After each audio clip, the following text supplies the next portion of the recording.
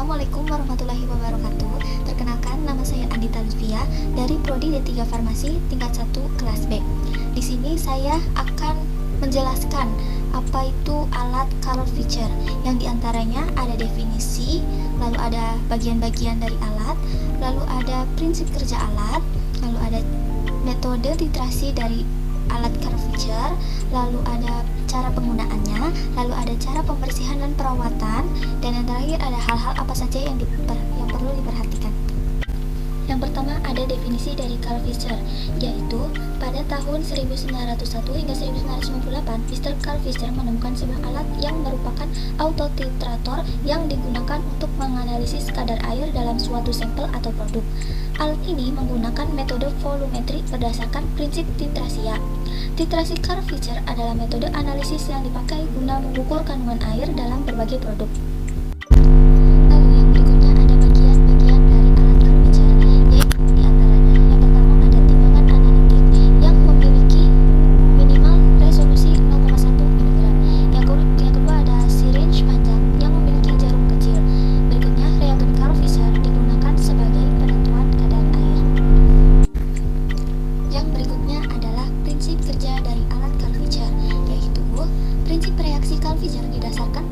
Sulfur dioksid oleh yodium dengan konsumsi air dalam larutan buffer. Titrasi mencapai titik akhir ketika agen titrasi air yang yodium seimbang. Perubahan warna yang menandakan titik akhir dari reaksi disebabkan oleh yodium yang berlebihan pada elektroda platinum ganda yang bertindak sebagai indikator, sehingga titrasi perlu dihentikan. Kadar air kemudian dihitung dari jumlah reagen yang ditambahkan.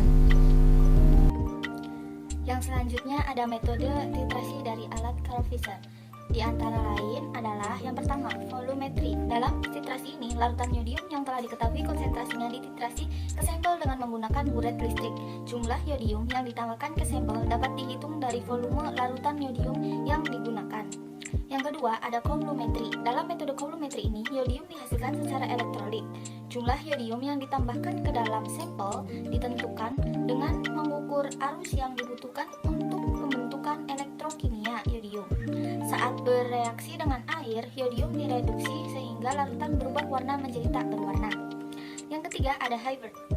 Dalam metode hybrid ini dilakukan kombinasi dari kedua titrasi tersebut, yaitu volumetri dan coulometri. Yodium dihasilkan secara elektrolit, dan jika kadar air sampel melebihi tingkat tertentu, larutan dengan konsentrasi yodium yang telah diketahui ditambahkan pada saat yang bersamaan. Baik, yang berikutnya ada cara penggunaan dari alat color feature. Cara penggunaannya yaitu di antara lain yang pertama adalah tekan F3 atau pump jika di dalam tabung terdapat pelarut yang sudah jenuh. Hal ini dilakukan untuk mengeluarkan pelarut tersebut. Yang kedua, tekan tombol biru dan F3 untuk mengisi buret. Buret diisi minimal 40 ml agar elektroda terendam dan magnetik strier tidak terpental. Yang ketiga, alat harus distandarisasi dengan menggunakan natrium tartarat hidrat. Tekan F4 untuk memulai standarisasi. Yang keempat, sampel dimasukkan ke dalam tempat sampel. Jika sampel berupa larutan dimasukkan dengan alat berupa suntikan, jika berupa padatan dapat langsung dimasukkan ke dalam tabung. Yang kelima, sampel diinjeksikan. Suntikan ditimbang terlebih dahulu, kemudian larutan sampel diambil dan ditimbang sesuai rentang angka yang dihasilkan pada layar. Timbang kembali dan tara kembali pelarut tersebut. Yang keenam, ada sampel diinjeksikan ke dalam tabung. Kemudian suntikan ditimbang kembali dan hasil penimbangan merupakan massa sampel. Massa sampel diinput ke dalam color feature dan kemudian dilakukan titrasi. Yang terakhir, tunggu beberapa saat sampai pada layar monitor muncul nilai R-nya yang menunjukkan persen kadar air dalam sampel. Selanjutnya ada cara perawatan dan juga pembersihan dari alat color feature, yaitu yang pertama, setelah digunakan atau dilakukan pengujian sampai selesai, tekan tombol flush untuk membilas reagen color feature ke dalam botol penyimpanan. Yang kedua, keluarkan larutan dari kompartemen uji dan cuci dengan metanol yang digunakan untuk penentuan air. Bersihkan knop kompartemen sampel dengan kertas tisu. Yang ketiga, matikan instrumen dan matikan listrik.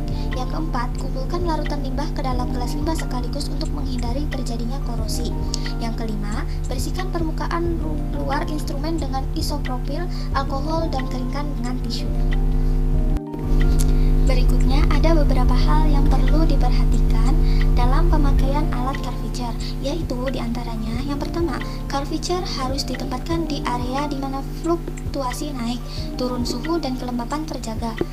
Yang kedua, ada suhu dan kelembapan yang naik turun dapat mengganggu akurasi penentuan kadar air. Yang ketiga, jangan tempatkan alat curvature dekat dengan alat yang mengeluarkan panas atau alat yang mengeluarkan dingin. Mungkin sekian yang dapat saya sampaikan mengenai alat curvature. Kurang lebihnya saya mohon maaf. Terima kasih. Wassalamualaikum warahmatullahi wabarakatuh.